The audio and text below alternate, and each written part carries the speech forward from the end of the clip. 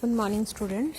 बेटा आज हम लोग नया चैप्टर स्टार्ट कर रहे हैं, that is a natural resources and their conservation. सबसे पहले हमें नेचुरल रिसोर्सेज के बारे में पता होना चाहिए इस चैप्टर को स्टार्ट करने से पहले। उसके ऊपर हम लोग डिस्कस करते हैं थोड़ा सा एक्चुअल में होते क्या है नेचुरल रिसोर्सेज। नेचुरल रिसोर्सेज हैं जो any means of supply and support generally held in reserve, ठीक है, जो हमारे सिस्टम को वेदर इट इज़ लिविंग हो और नॉन लिविंग, जो भी हमारा सिस्टम है, ठीक है, इकोलॉजिकल, तो उसको सपोर्ट कर रहा है और सप्लाई दे रहा है in the form of energy, लेकिन उसको कभी ना कभी ख़त्म होना ही है, तो उसको बोलते हैं नेचुरल रिसोर्सेज। ठीक है, natural resources includes total natural environment that is entire surface layer of the अर्थ। पूरी अर्थ को कवर कर रहा है नेचुरल रिसोर्स में ये author, because all parts of the earth surface are of some use to man. ठीक है, हम कोई ना कोई पार्ट उसका किसी ना किसी फॉर्म में अर्थ का यूज़ कर रहे हैं। In they contribute to the production of necessary and comforts of mankind. ठीक है, तो आके हम लोग अपनी ज़रूरतें अपने हिसाब से अपनी लाइफ कंफर्टेबल कर सकें और उसको यूज़ कर सकें। ठीक है, तो अभी नेचुरल रिसोर्सेज हो गया। Now comes to the classes of natural resources. इसकी आगे क्लासेस हैं। ठीक है, फर्स्ट जो क्लास है इनऑर्गेनिक रिसोर्सेज होते हैं। इनऑर्गेनिक रिसोर्सेज में air, gases, water, metallic ores वगैरह आ जाते हैं। ऑर्गेनिक रिसोर्सेज आ जाते हैं प्लांट्स, एनिमल्स, ठीक है, including man, micro organisms, fossil fuels आ जाते हैं, कोल है, पेट्रोलियम है। नेक्स्ट आ जाए mixture of inorganic and inorganic, जैसे कि सॉइल है। ठीक है, तो इसको इन 3 कैटेगरीज में डिफाइन किया हुआ है, क्लासीफाई किया हुआ है। ठीक है, नेक्स्ट है हमारा सबसे पहला आगे एग्जॉस्टेबल कि कैसे उसका क्या वो यूज़ होके दोबारा रिक्रिएट हो सकते हैं या नहीं, उसको 2 टाइप्स में डिवाइड किया गया है रिसोर्सेज को, renewable and non renewable. Renewable कौन से होते हैं, जैसे वाटर, वुड, ठीक है, सॉइल, दोबारा से एक बार यूज़ होके दोबारा से फिर से रीजनरेट हो सके चीज़ें। ठीक है, living organisms, all these are comes under the renewable resources. Continuously consume होके लेकिन फिर से वो रीन्यू हो जाती है। नॉन रीन्यूएबल है जैसे कॉपर, आयरन, फॉसिल फ्यूल्स, जो बहुत मिलियंस ऑफ ईयर्स ले लेते हैं बनने के लिए, जल्दी एक पर्सन की जनरेशन में तो वो या लाइफ स्पैन में तो वो बनते नहीं हैं, तो एक बार ख़त्म हो जाए तो बहुत मुश्किल है उनका रीन्यू होना। ठीक है, तो उसको बोलते हैं नॉन रीन्यूएबल सोर्सेज। सबसे पहले आज हम लोग डिस्कस करेंगे जो रिसोर्स है दैट इज़ अ एयर। अभी आपको पता है एयर का क्या फॉर्म है, गैसियस फॉर्म है। ठीक है, एटमॉस्फेयर में गैसियस फॉर्म में रहती है। फर्दर अगर हम लोग अपना इन्वायरमेंट है जो धरती के ऊपर उसको डिवाइड करें, it is divided into 4 parts. First सबसे पहले आ जाता है ट्रोपोस्फेयर। ट्रोपोस्फेयर होता है बेटा जो धरती के बिल्कुल साथ में अटैच्ड रहता है, मतलब जिसमें हम लोग रहते हैं। ठीक है, लेयर्स बनाई हुई हैं गैस एयर की on the surface of the अर्थ। जैसे जैसे ऊपर को जा रहे हैं अभी हम from the bottom of the अर्थ ऊपर को मूव करेंगे। सबसे पहली लेयर आती थी ट्रोपोस्फेयर। ठीक है, आगे है सेकेंड लेयर है स्ट्रेटोस्फेयर, इसको ओजोन स्फेयर भी कहते हैं, जो ओजोन लेयर है इसमें लाई करती है। ठीक है, तो टेम्परेचर है जो चेंज होता रहता है लिटिल विद द हाइट। ठीक है, तो आगे है उससे ऊपर आ जाती है स्ट्रेटोस्फेयर के ऊपर मीजोस्फेयर। मीजोस्फेयर है जो टेम्परेचर है वो डिक्रीज होता रहता है विद द हाइट, जैसे जैसे ऊपर को जाएंगे मीजोस्फेयर में ठंड होती जाएगी। ठीक है, थर्मोस्फेयर में क्या है, टेम्परेचर है वो फिर से इंक्रीज हो रहा है विद द हाइट।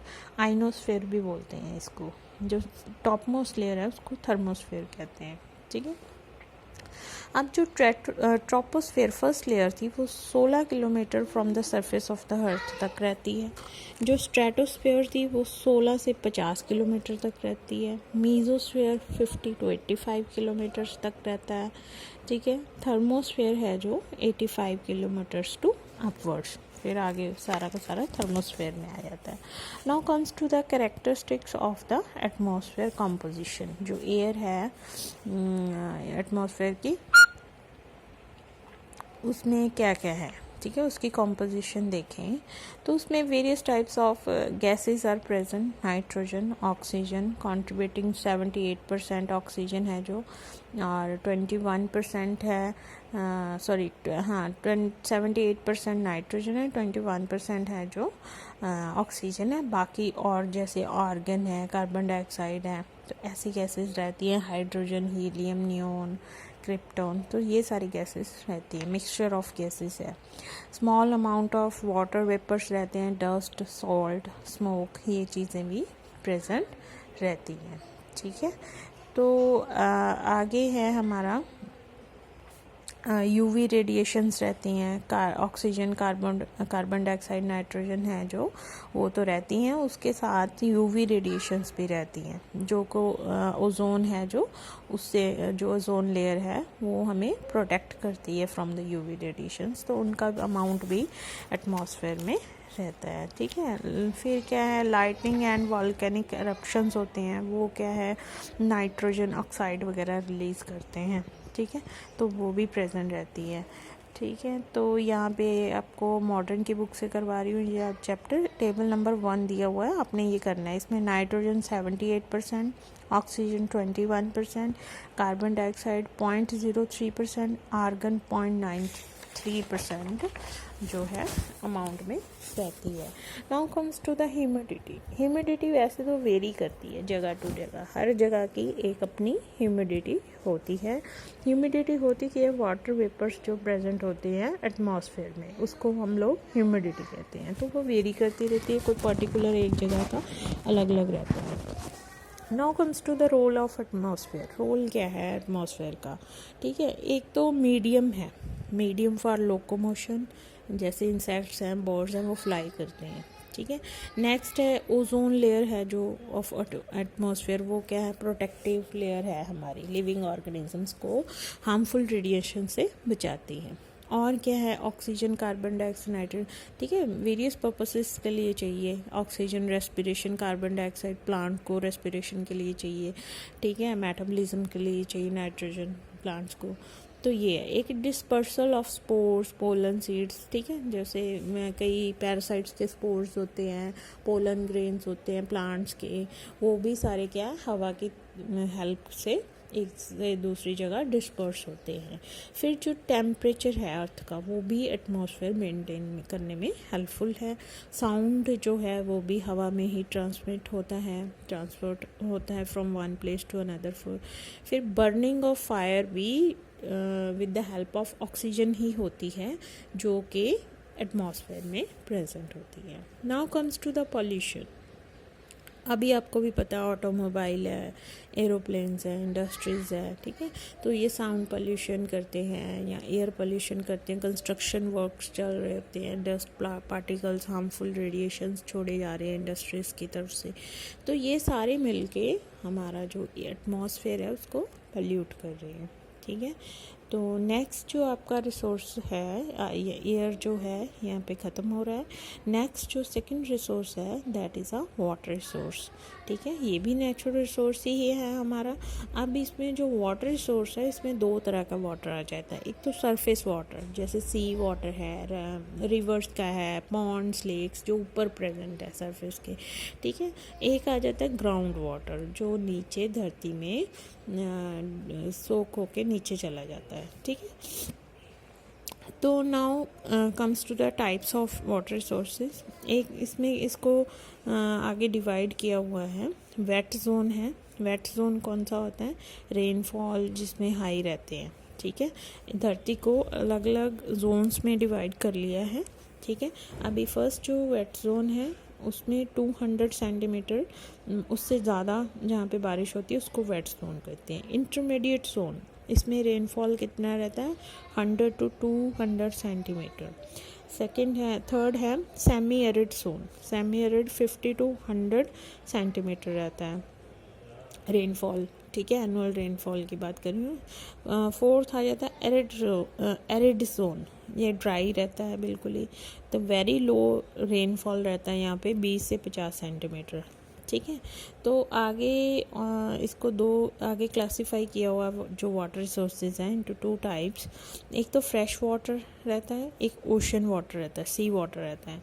अभी फ्रेश वाटर में आपको भी पता है कौन सी लेक्स, पॉन्ड्स, ठीक है, ये सारे रिवर्स वगैरह के वाटर आ जाते हैं, ठीक है, जो ड्रिंकेबल होते हैं। तो जो फ्रेश वाटर है, आउट ऑफ दिस 3% 77.2% है जो वाटर ग्लेशियर में हमारा फ्रेश वाटर स्टोर रहता है। 77.2%, काफ़ी हद तक वहीं पे स्टोर है वाटर, ठीक है। तो जो ग्राउंड वाटर है वो 22.4% ग्राउंड वाटर है हमारा टोटल अर्थ का, ठीक है। तो जो 0.36% है वो लेक्स, रिवर्स, स्ट्रीम्स, स्वैम्स में रहता है। काफ़ी कम अमाउंट है जो रिवर्स, लेक्स में प्रेजेंट है, ठीक है। तो ये तो है अलग अलग परसेंटेजेस कहाँ पे कितना हमारा जो अर्थ का वाटर पड़ा हुआ है, ठीक है, in the form of the percentages. Next आ जाता है हमारा फ्रेश वाटर का। अभी क्या है, इसेंशियल फॉर लाइफ, क्योंकि वो ड्रिंकेबल है स्पेशली ह्यूमंस के लिए, ठीक है। तो ये इसकी बहुत इम्पोर्टेंस रहती है हमारी ह्यूमन कंजप्शन में, ठीक है। नेक्स्ट आ जाता है ग्राउंड वाटर। ग्राउंड वाटर है, हमें भी पता है ग्राउंड वाटर किस किस पर्पस के लिए चाहिए।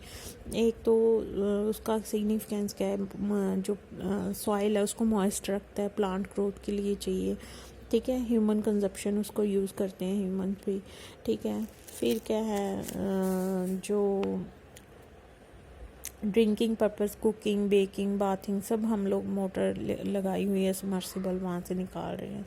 इवन इरिगेशन पर्पस के लिए भी यूज़ हो रहा है, ठीक है।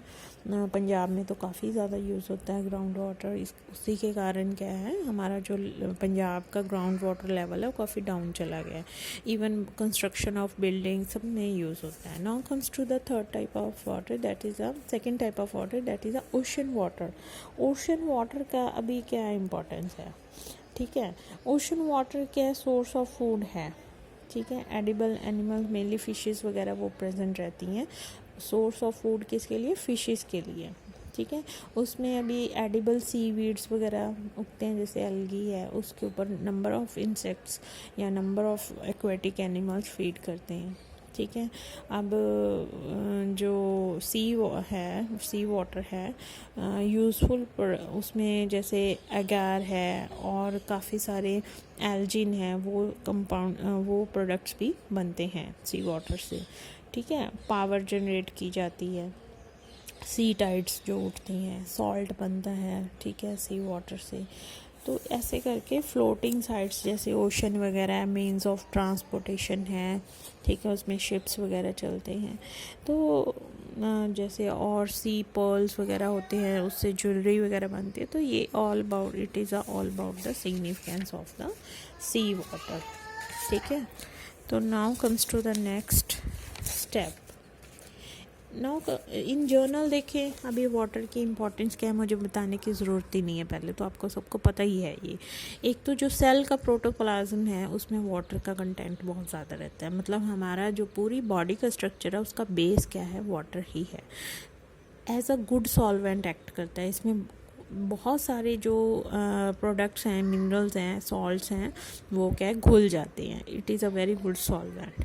मेटाबॉलिक रिएक्शंस में इसका काम रहता है, ठीक है, मेन रोल प्ले करता है। कई रिएक्शंस में ये रिएक्टेंट की तरह काम करता है, ठीक है। फोटोसिंथेसिस है, रेस्पिरेशन है, ठीक है, उसमें क्या है, वाटर रिलीज होता है, वाटर यूज़ होता है। जो शेप ऑफ सेल्स है प्लांट्स के, वेदर इन एनिमल्स, जो टर्जिडिटी कहते हैं हम, ठीक है, वो मेंटेन करके रखता है वाटर सेल्स में, ठीक है। नेक्स्ट है ग्रोथ जो है सेल्स की, उसमें हेल्पफुल होता है। टेम्परेचर बफर की तरह काम करता है, ठीक है। तो ये सारे बेटा है इम्पॉर्टेंस है वाटर की। Now comes to the conservation and management of water. हम लोग अपने इस जो रिसोर्स है, वाटर रिसोर्स है, इसको कैसे बचा सकते हैं पोल्यूशन से, या कैसे हम इसको कंजर्व करें, मैनेज करें। फर्स्ट है जो ट्रीटेड वाटर है, should be provided for irrigation purpose. अब जो सीवेज हैं, सीवेज को क्या है, उसको जो पानी निकलता है सीवेजेस में या इंडस्ट्री वेस्ट में, उसको ट्रीट किया जाता है। ट्रीटेड प्लांट्स आजकल बहुत सारे लगे हुए हैं सिटीज़ में जहाँ पे इंडस्ट्रीज़ हैं। वो जो ट्रीटेड वाटर है उसमें हार्मफुल केमिकल्स, हार्मफुल पार्टिकल्स निकाल के सिर्फ सिंपल पार्टिकल वाटर मॉलिक्यूल्स रह जाते हैं, उसको इरिगेशन के लिए यूज़ किया जाए। Water should be used carefully and economically for domestic and industrial purposes. हमें थोड़ा ध्यान से यूज़ करना चाहिए वाटर को, चाहे घर पे यूज़ करें या इंडस्ट्रीज़ में, ठीक है। To check the water pollution, हमें पोल्यूशन से उसको वाटर को बचाना चाहिए, पोल्यूट नहीं होना चाहिए, देना चाहिए। रॉ सीवेज है या इंडस्ट्रियल इन्फ्लुएंस है, उसको भी ट्रीट करके अलग से वाटर बॉडीज़ में नहीं भेजना चाहिए, उसको अलग से प्लांट्स लगाने चाहिए, उसको अलग से ट्रीट करना चाहिए, ठीक है। Dam should be built for storage of flood water, ठीक है। जो डैम बनते हैं अभी यहाँ पे तो हमारे बहुत से दरिया हैं पंजाब में, ठीक है।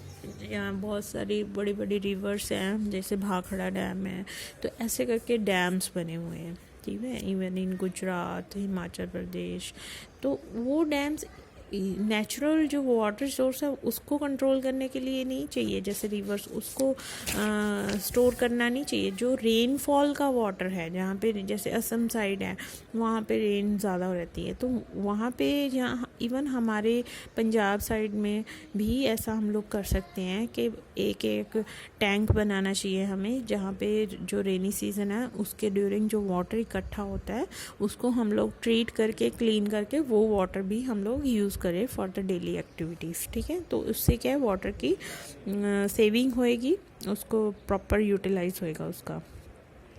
Afforestation and reforestation of hill slopes is required to check the loss of water, ठीक है। जो हिल्स पे एफॉरेस्टेशन मतलब प्लांट्स काटे जा रहे हैं, ठीक है। अभी हिमाचल में जो यहाँ रीफॉरेस्टेशन हो रहा है, जहाँ पे काट के लगाएंगे, वहाँ पे क्या है, वाटर का जो स्लोप है पहाड़ियों का वो ज़्यादा हो जाता है और वाटर वहाँ पे खड़ने की बजाय नीचे को निकल जाता है, मतलब वहाँ से ऊपर हिल से नीचे के स्लोप्स पे निकल रहा है फ्लड्स के थ्रू, ठीक है। तो उसके कारण हमें उस जो एफॉरेस्टेशन है उसको रोकना चाहिए, ज़्यादा से ज़्यादा प्लांट्स लगाने चाहिए, ताकि जो रेन फॉरेस्ट है या फ्लड्स का जो वाटर है उसको बांध के रखा जा सके मिट्टी में, ठीक है। Top soil is maintain to check the soil erosion. जो टॉप सॉइल है कहीं पे भी ग्राउंड पे, जहाँ हिली एरिया में, उसमें क्या ग्रासेस वगैरह होते हैं, तो उसकी जो बाइंडिंग कैपेसिटी है to hold the water for a long time is very high.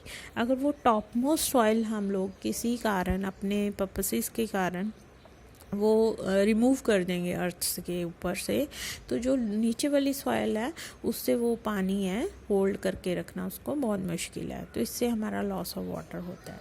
तो आज के लिए बेटा यही है, 2 रिसोर्सेज किए हमने, एयर एंड वाटर। ये अच्छे से आप पढ़ो बुक में, चाहे धामी से कर लो चाहे मॉडर्न, जो भी आपके पास अवेलेबल है। आज के लिए इतना ही, नेक्स्ट फिर जो रिसोर्सेज हैं अगले लेक्चर में डिस्कस करते हैं। Thank you very much.